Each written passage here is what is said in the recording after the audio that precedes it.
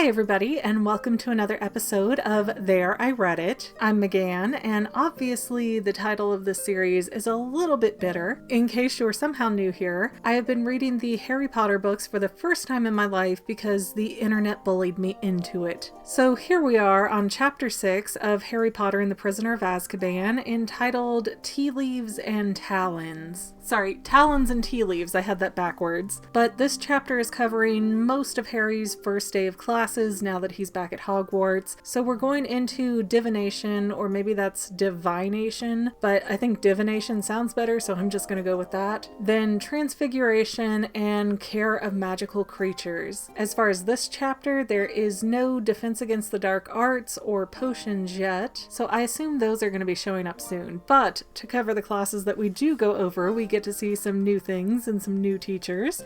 So let me pop into my notes. So we have a new character named, and she is Pansy Parkinson. And I don't know what Rowling's deal is because she doesn't seem to like the Slytherin house at all. But her description is a Slytherin girl with a face like a pug. Like, what the heck? This is a 13-year-old girl who is already having a bunch of body issues, I'm sure. We don't need this kind of a description. What kind of negative, misogynistic person creates a girl as a character and says, oh, she has a face like a pug, ha ha ha? Because first of all, oh my gosh, that is a horrible way to talk about anybody, even if they are fictional. Secondly, this girl is defined with no other traits or attributes or anything. Not like, oh, she has a nice voice, or she has blonde hair, or she has good teeth. It's, she has a face like a pug. So anything about Slytherin is just gonna be, ew, ew, ew, you guys are so gross, even if they're doing or looking the same way as the Gryffindors. So I don't like that. That puts a bad taste in my mouth. It's kind of like in the first book when it's starting up and they're like, oh, Muggles are so like this and the Dursleys are like that, and just ew, sneer, ew, sneer. And it's like, why are we being so almighty hoity-toity about this? It's not like we aren't normal people reading this. None of us are witches or wizards. Except you Wiccans out there, you're good people. But yeah, that just kind of annoyed me. Let's have a new character. Okay, I'm down for that. I'm interested to meet more people in different houses.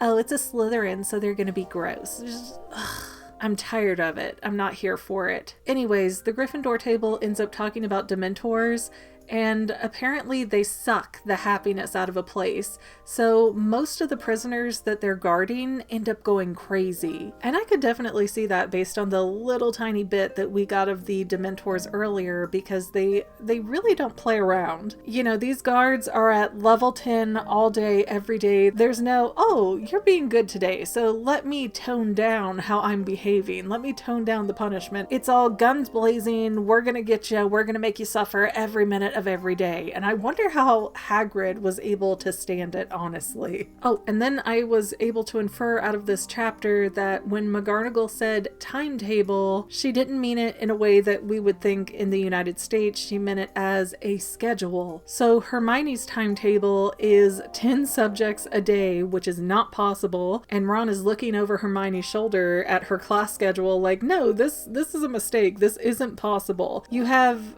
arithmancy, divination, and Muggle studies all at 9 o'clock. And Hermione gets short-tempered about it, like, well, it's none of your business, Ron, stay out of it. But the trio ends up having to go look for divination class, which is in the North Tower that they have never been to before. And they're starting to get really lost, but Ron's like, no, we're facing south right now because there's the lake. So now, at least in my head, I have a little bit more of a map of how Hogwarts is laid out. So the lake is south of the castle, which means the Chamber of Secrets is under that lake. It is also south of the castle, so got it. And while they're lost, a knight pops into this grassy painting, and he ends up leading them through a trail of other paintings to the North Tower for divination. And the knight was kind of an interesting character. He was described as a stout little guy, and he had kind of a temper to him, and his name was Sir Cadogan.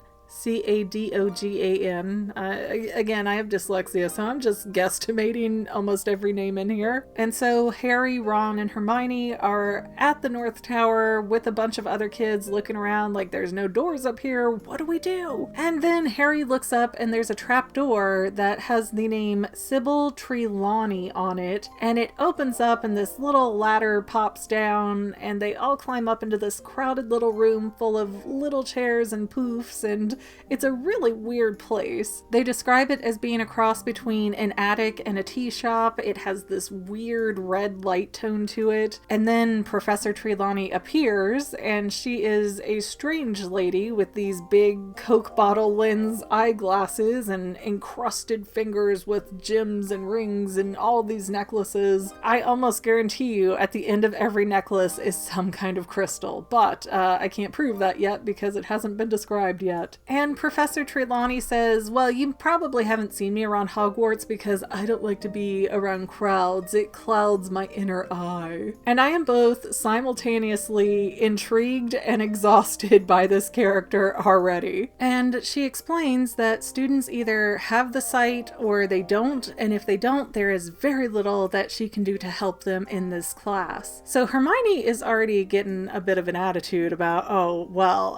excuse me, what do you mean books can't save the day for everything? You are crazy, lady. And that's not an unfair assumption, honestly, although Trelawney does say a lot of very curious things. Like she says, oh, Neville, when you break that cup, make sure you get one of the blue ones because I like the pink ones. And then presto, Neville breaks a cup. But Professor Trelawney also tells Neville that his grandmother is not well. She also tells Parvati Patil to beware the red-haired man, which Parvati thinks is referring to Ron. And Lavender Brown gets told, hey, that thing you're really dreading, it's gonna happen on this date. So the whole class is freaked out at this point. And Trelawney kind of breaks down her syllabus and says, in the first term, we're gonna learn about tea leaves. In the second term, we're gonna do palm reading stuff. And in the third term, we're gonna work with crystal balls. But then she explains that they're going to lose some time in February due to a bad flu outbreak, and that Trelawney herself will be losing her voice at that time. And then by Easter, they're going to lose a kid, and that seems to freak everybody out, but I kind of take that to mean somebody is going to drop out of the class. And based on first impressions, I'm going to bet you it's Hermione. Anyways, the kids all pair off, and they start reading each other's tea leaves, which, when Harry takes Ron's cup, he sees a cross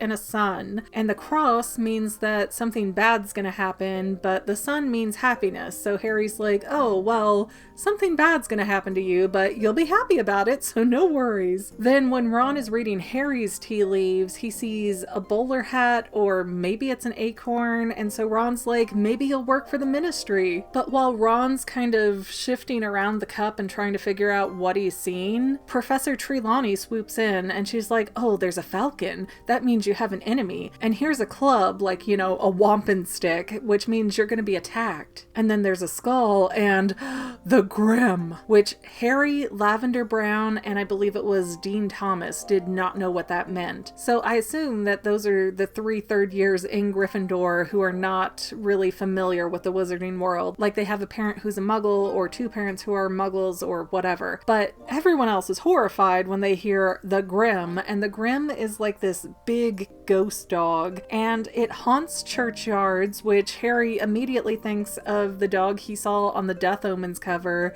and how when he ran away from the Dursley house, he thought he saw a dog there. And then in true diva fashion, Professor Trelawney's like, oh, now that's taken so much out of me, I can't teach anymore, class dismissed. And the Gryffindors end up in Transfiguration, but they're all really quiet and kind of sulky, so McGonagall's like, what's the deal, what's happening? And Hermione goes, Professor, we just left Divination, and she's like, oh my god, Sybil. And apparently, every year, Professor Trelawney starts the term by telling the students that one of them are going to die by the end of the year. And this has never happened, but she won't quit doing it. And McGonagall's like, listen, you guys all look fine to me, nothing to worry about here. People who have real foresight are very rare, and Professor Trelawney, well, I can't speak badly about my fellow professors, but there seems to be a lot McGonagall thinks and has to say about Trelawney Trelawney, but she is gonna keep that mouth shut and not cause drama for herself. So good on McGonagall, seeing that drama and just walking right past it the best she can. But I can't really blame McGonagall because she's there teaching this impressive first lesson,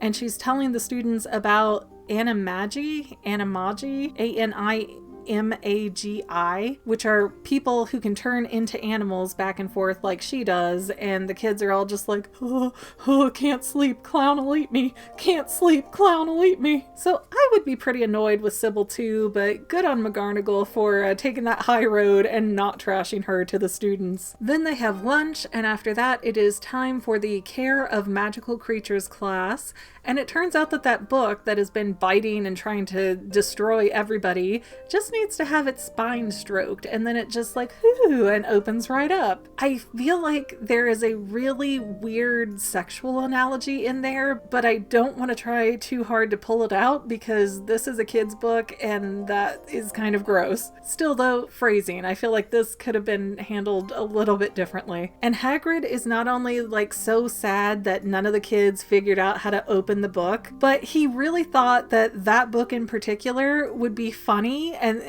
kind of like a joke that they'd all figure out and go, oh haha, we've got this crazy book that we know how to tame, and they didn't, and he's just like so hurt that he missed the mark. Then Hagrid goes and brings out these giant horse eagles, which are called hippogriffs, and there are actually a ton of different ones that he pulls out. They're all different colors. I think they listed 5 or 6 different ones. The illustrated edition actually has a fantastic picture of them. Let's see. 1, 2, 3, 4, 5, 6 of them. Yes, they're all different colors so they can tell them apart. And the gray one is called Buckbeak, and Buckbeak gets brought forward to be the demonstration for the class, and nobody wants to volunteer, so Harry, feeling really bad for Hagrid, volunteers. And Care of Magical Creatures is unfortunately one of those double classes, so Gryffindor is in it with Slytherin, and the Slytherin kids are just, of course, being awful, because that's all they can apparently be. But hippogriffs are really proud, so you have to be very careful not to insult them. You must bow before you can touch them, and you can only touch them if they bow back. If they do not bow back, you better turn tail and run away before they catch you, because they have sharp little talons and they're like half a foot long. That is crazy. They're like velociraptors. You also can't blink too much at a hippogriff, otherwise they won't trust you, and you should not pull their feathers because they won't like that. And honestly, these hippogriffs sound so persnickety that this is a horrible first aid choice for the Care of Magical Creatures. But Harry bows, and then Buckbeak bows, and Hagrid's like, okay, you can probably ride him now. Just throws him up there, sends him up in the air. Harry feels like he's gonna fall the entire time and that he can't really grab on because he's afraid he's gonna pull out the feathers. And I imagine that you don't want to anger an animal like that mid-air. It wouldn't turn out well, in my opinion. But after Harry is able to do that successfully, all the hippogriffs get brought forward and all the students are in there at the same time interacting with all these hippogriffs. And again, that's a really poor decision. It's like when they did the wizard dueling club and they let everybody go at once. You can't really supervise. You can't really give any pointers. You can't really control the situation when you have 6 different hippogriffs and 2 whole classes of kids interacting with them at the same time. But then where would the chaos come from? Of course, Malfoy gets an attitude. He says something nasty to Buckbeak, and Malfoy ends up getting his arm slashed up to pieces, and he's on the ground. I'm dying, I'm gonna die. But they get him to Madame Pomfrey, and Madame Pomfrey fixes him right up, and he's still going, oh, I'm in such pain. Alert the governors of the school. This man shouldn't be teaching. Malfoy is not a good character. Obviously, he is an antagonistic character, but he's not wrong here. Hagrid's like a 60-something-year-old man, and even though he's never taught before, he should still have the sense to not start with the biggest, baddest animals he has. So yeah, the governors kind of came back and were like, ooh, you kind of started too advanced for these first aid kids here, Hagrid. You should have done something much smaller. So Hagrid's just sitting in his hut getting wasted because he's already made up his mind that he is about to be fired at any given minute, and he screwed up so royally there's no going back from it. I kind of don't think that's going to be the case, because obviously teachers at Hogwarts have not been easy to come by, so I don't think they're gonna let him go right off the bat, but maybe, give him a TA, give him an assistant professor that will help keep him focused and make better choices. I don't know, it seems weird to me that somebody who didn't even graduate from Hogwarts and who has no real formal training with teaching is just plopped down and said, here you go, have some classes. Bad management all around, really. But Slytherin and Gryffindor having another double class has made me realize I don't think Ravenclaw has done a class with Gryffindor yet. So maybe that's something to come. Luna has to come from somewhere, right? But I'm really curious how potions and defense against the dark arts are going to work out this year, especially with all the Dementors around. Is that going to be lumped into the lessons? And do they even have lesson plans? It seems like a lot of these teachers are just flying by the seat of their pants. But I guess these are all questions that will be answered as I continue through this monumentally huge book. Anyways, guys, I want to thank you for watching, remind you to subscribe if that is something that you are interested in, and we will see you next week, Fanily members. Bye! Well, Fanily members, we're almost done, but I want to invite you to hang out with me in some other places. I'm on Twitter and Instagram as my own personal self, and I have a Facebook page too, but I mostly just post photos over there. And sometimes people say, hey McGann, I want to mail you something. How do I do that? Easy. Just click the About tab on my channel page, and my most current P.O. Box info will be right there. I also run another channel, The Fanily. It's really a hodgepodge channel where we might post anything. Oh yeah, and I also sell shirts and stickers and stuff with the Fanily and the Fangirl logos. If that is your cup of tea, I have a link in every description of every video. Finally, if you want to help out the Fangirl channel and make sure I'm putting out video essays for years to come, the best way you can help is by subscribing and watching more of my videos, whether they're new, old, whatever. Maybe even share one or two on social media, help spread the word. People who watch to the end of videos like you helps to tell the site, hey, this is a good video, we should recommend it to other people. So if you made it this far, leave me a comment of something like, hey, I made it to the end. Love ya. See you next time, Fanily members. Bye.